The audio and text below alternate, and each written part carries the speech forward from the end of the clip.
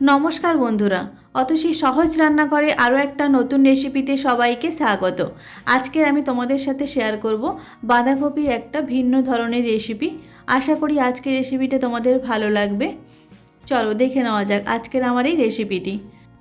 প্রথমে গ্যাসে আমি একটা কড়াই বসিয়ে দিয়েছি আর দিয়েছি কিছুটা পরিমাণ জল। জলটা গরম হয়ে গেলে আমি একটা গোটা বাঁধাকপি এরকম টুকরো করে কেটে নিয়েছি।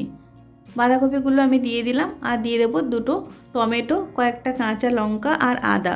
তারপর আমি একটা ঢাকনা দিয়ে মিডিয়াম ফ্লেমে 5 মিনিটের মতো আমি সেদ্ধ করে নেব। বাঁধাকপি খুব বেশি সেদ্ধ করার দরকার নেই। 5 থেকে 7 মিনিট পর আমি গ্যাসটা অফ করে বাঁধাকপিটা ঠান্ডা করে এরকম ছোটো ছোটো টুকরো করে কেটে নিয়েছি। তারপর আমি একটা মিক্সার গ্রাইন্ডারের মধ্যে বাঁধাকপিগুলো নিয়ে নেব আর খুব ভালো করে পেস্ট করে নেব। যখন মিক্সার গ্রাইন্ডারে দেব তখন আমি বাঁধাকপির যে এক্সট্রা জল ভালো করে হাত দিয়ে চিপে দেব। তারপর এরকম খুব ভালো করে আমি পেস্ট করে নিয়েছি। দেখো, এখন আমি এখানে কিছু উপকরণ মেশাবো। দিয়ে দেব স্বাদ মতো লবণ আর দিয়ে দেব 2 চামচ গুঁড়ো দুধ। গুঁড়ো দুধটা দিলে টেস্টটা ভীষণই ভালো হয়। আমি আজকের বাঁধাকপির পনির বানাবো, তাই এই গুঁড়ো দুধটা দিলে পুরো পনিরের মতোই টেস্টটা লাগে, একটু মিষ্টি মিষ্টি স্বাদ হয়। গুঁড়ো দুধটা দিয়ে খুব ভালো করে আমি মিশিয়ে নেব বাঁধাকপির সাথে। খুব ভালো করে মেশানো হয়ে গেলে আমি এখানে দেব চালের গুঁড়ি। এখানে আমি 1 চামচের মতো চালের গুঁড়ি ব্যবহার করব। চালের গুঁড়িটা দিয়ে খুব ভালো করে আমি মিশিয়ে নেব সব কিছুর সাথে। তোমরা চাইলে এখানে চালের গুঁড়ির পরিবর্তে বেসনও ব্যবহার করতে পারো। দেখো, খুব ভালো করে আমি মিশিয়ে নিয়েছি। এখন আমি দিয়ে দেবো 1 চামচ সাদা তেল। তেলটা দিয়েও খুব ভালো করে মিশিয়ে নিতে হবে সব কিছুর সাথে। মেশানো হয়ে গেলে আমি একটা স্টিলের থালা নিয়েছি। খুব সামান্য পরিমাণ তেল এইভাবে হাত দিয়ে থালার মধ্যে লাগিয়ে দিতে হবে। তারপর বাঁধাকপির যে পেস্টটা আমি রেডি করেছিলাম সেটা আমি থালার মধ্যে দিয়ে দেব আর এরকম একটা চামচ দিয়ে স্প্রেড করে দিতে হবে। সমস্ত মিশ্রণটা আমি থালার মধ্যে দিয়ে দেব। তারপর চামচটা দিয়ে পুরো থালাতে এইভাবে আমি স্প্রেড করে দেব। উপরটা এরকম সমান করে দিতে হবে। দেখো, আমি রেডি করে নিয়েছি। তারপর আমি গ্যাসে একটা কড়াই বসিয়ে দিয়েছি আর দিয়েছি জল। জলটা একটু ভালো করে গরম করে নিতে হবে। আর একটা স্ট্যান্ড বসিয়ে দিয়ে আমি যে থালাটা রেডি করে রেখেছিলাম সেটা আমি বসিয়ে দেব।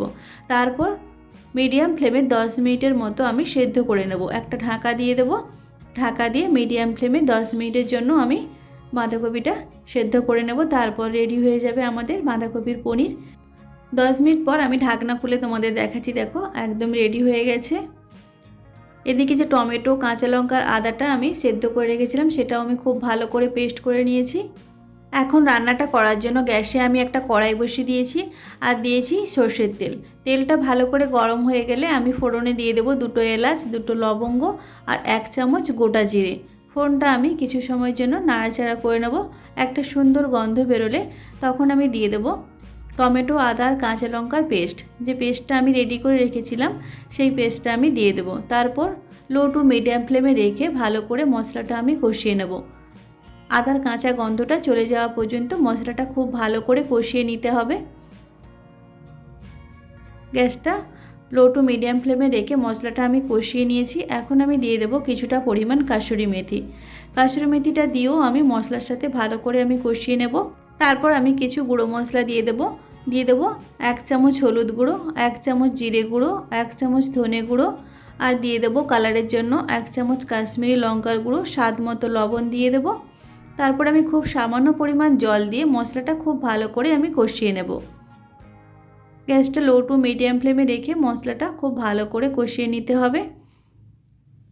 এদিকে পনিরটাও ঠান্ডা হয়ে গেছে। একটা ছুরি দিয়ে আমি বাঁধাকপির যে মিশ্রণটা রেডি করেছিলাম সেটা পনিরের আমি শেপ দিয়ে নেব।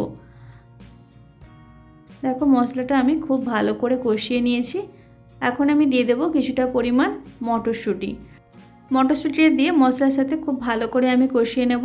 এই তরকারিতে মটরশুঁটি দিলে খুব ভালো টেস্ট হয়। তোমরা যদি না চাও বাদও দিতে পারো, তবে মটরশুঁটিটা দিলে তরকারির টেস্টটা ভীষণ ভালো হয়। মটরশুঁটিটা দিয়ে খুব ভালো করে আমি কষিয়ে নিয়েছি। এখন আমি দিয়ে দেবো জল গ্রেভির জন্য।